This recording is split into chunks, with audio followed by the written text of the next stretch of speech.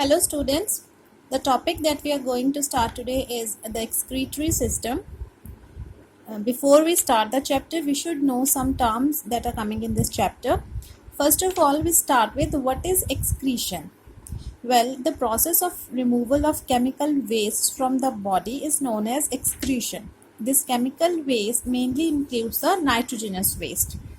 The excretion, it is important to maintain the homeostatic condition of the body. Homeostatic condition means the internal body fluid balance and the internal temperature of the body. As we know that enzymes, they are very temperature specific. So if the temperature of the cells it increases, so they may stop functioning. So the organs which are concerned with the formation, storage and elimination of such waste, they are termed as excretory organs. We will learn about them in the next video. Now, as we know that a number of chemical substances, they are regularly formed in our body, or either we may absorb them from the food that we take. These chemicals, if we do not remove them from the body, so they may become harmful for us. So now we need to know that what are the different substances that the body needs to get rid of.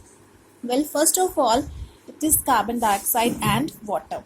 As we know that all cells, they oxidize glucose in the process of respiration, and the outcome is carbon dioxide, which is exhaled outside with the help of the lungs. So lungs, they exchange this carbon dioxide with oxygen. The water formed, it is generally removed from the body in the form of sweat.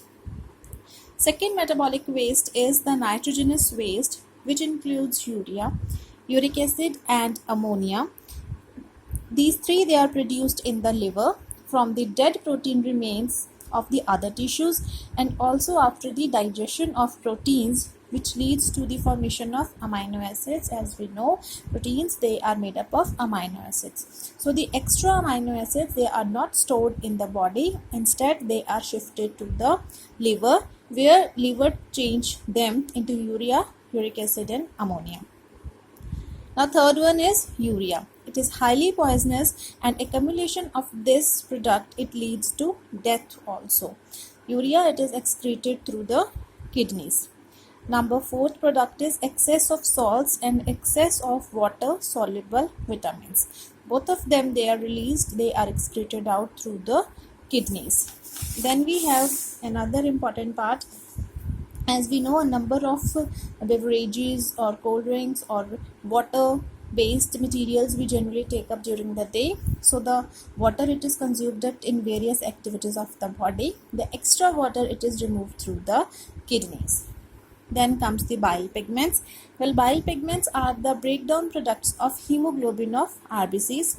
As we know, the lifespan of RBCs, it is 120 days. And the graveyard of RBC is where?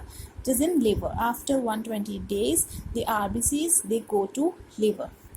And we know that RBCs, they are made up of a pigment which is known as hemoglobin. It has two parts, heme part, which is the iron part, and the globin part, which is the protein part. So the heme part, it breaks into iron and bilirubin, which further changes to bilirubin. So this bilirubin plus the bile juice from the liver through the common bile duct, they are just poured onto the duodenum of our small intestine, and from there this bilirubin, because it is a yellowish green colored pigment, so this pigment, when reaches to the duodenum and from there to the colon rectum, so they ultimately give color to our feces. So the bilirubin, which is being poured on the duodenum, it is also 10 to 15% of the same is reabsorbed from there, and then it is shifted to the kidneys, where it forms urobilin, and this pigment gives color to the urine. So these are all excretory products that needs to be get eliminated from the body. In the next video, we'll learn about the excretory organs and how do they work. Thank you.